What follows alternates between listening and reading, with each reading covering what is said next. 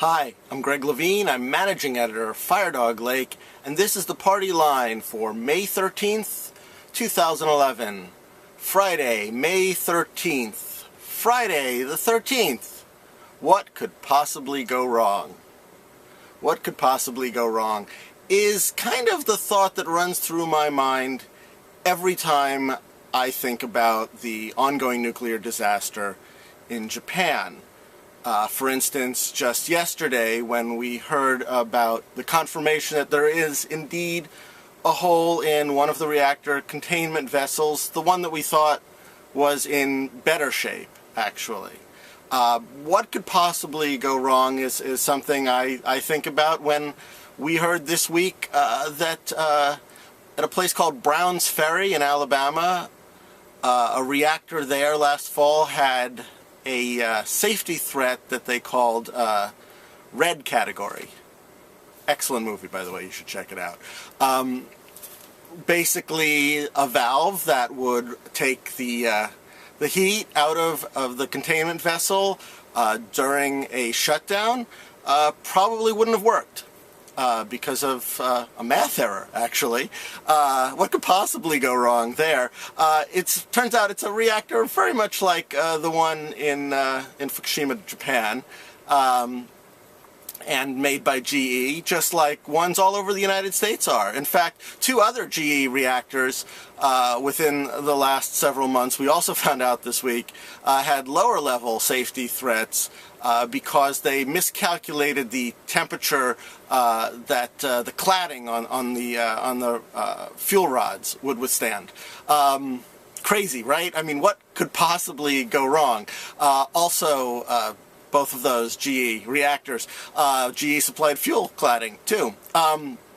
What could possibly go wrong is actually something that Germany is thinking about, because we recently found out that a commission there suggested that within the next 10 years they shut down all their nuclear reactors and phase out their dependence, obviously, on nuclear power. In fact, I get the feeling that even now, because something indeed went very wrong, Japan is starting to think what could possibly go wrong, because the government there has actually moved to shut down 3 reactors that they think are on sites that are especially dangerous because they lie close to fault lines or in tsunami zones without proper protection against the wave or adequate pumping facilities, and they are suggesting that that 3 reactors there get shut down. Who's not really thinking what could possibly go wrong, or perhaps more like I said it at the beginning, like what could possibly go wrong? That would be the United States. More on that in a second. I mean, think about it. There are 3 countries here, Germany, Japan, the United States. Which of those countries do you think is least dependent on nuclear power? The ones that have decided that they need to phase out their nuclear dependence on nuclear power, the ones that are going to shut down immediately some of their more dangerous reactors, or the one that went out multiple times right after the disaster in Japan started to reassure the nuclear industry that they are definitely part of that nation's energy future. Well, of course, duh, right? It's the United States. The United States gets about 20% of its electricity from nuclear power. Japan, something like 29%, Germany like 26%. But yet it's the United States who could really afford to give it up the most, who is going to make sure that they don't really give it up at all. In fact, we'll probably move to certify several reactors that are way past their lifespan sometime between now and the next election.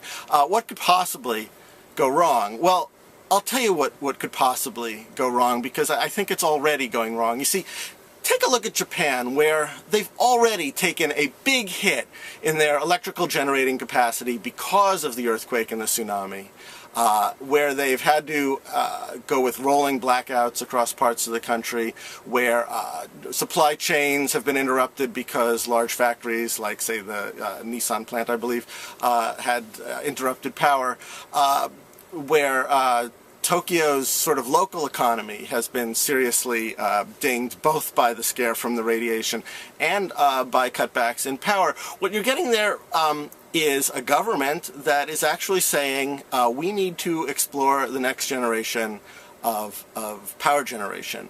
You're getting a population that, with the urging of the government, but also very much on their own, starting to do a lot of conservation. You're actually seeing a move to just conserve with the technologies available right now. The simple turning off of the light bulbs and doing things at different hours kind of stuff. But what you're also seeing in Japan is the beginnings of innovation, a rather rapid sort of crisis mentality beginnings perhaps, of innovation for more energy efficient products. This is of course, one of the countries powered by the great consumer electronics boom. So they're looking to develop products that require less electricity, and the government is also talking very openly about looking to develop more alternative energy, because don't forget there was a wind farm not far from the epicenter of the March quake that survived the quake, survived the tsunami,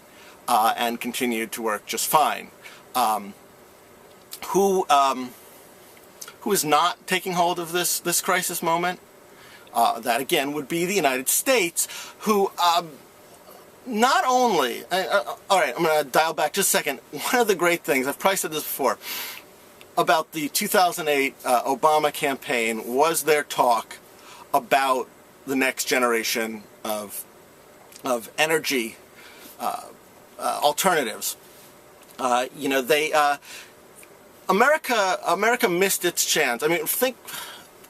Okay, I'm stumbling a little bit, but bear with me. Back during the 90s, think about how much our economy was fueled by the information technology revolution.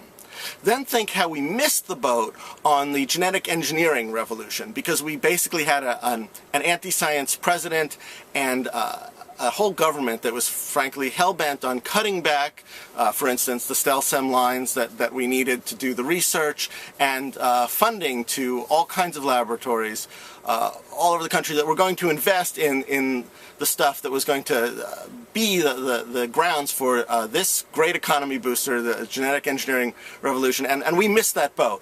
Those things are happening in other countries. We're not really going to reap the benefits of that revolution, not much.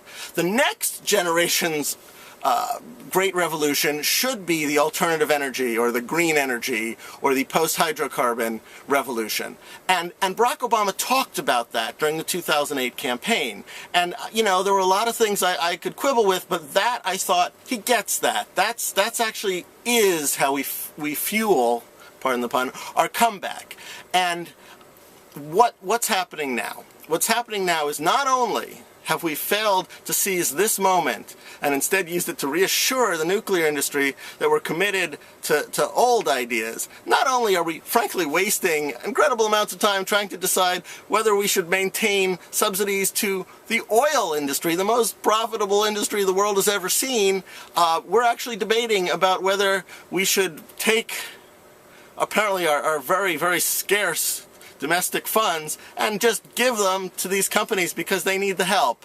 We're debating about that, and perhaps a little less visible, with all of this deficit hysteria, with all of this budget cutting, with all of this deal making with the deficit hawks, we are gutting what little money we did decide to invest in the future of green energy. There's a lot less of it now than there was in the budget, say, this time last year. And we owe that to a president who, what was it he said he was going to do? Oh yeah, he was going to win the future. No. Not winning. Not winning at all. Missing the future maybe. What could possibly go wrong? That's the party line. See you next week.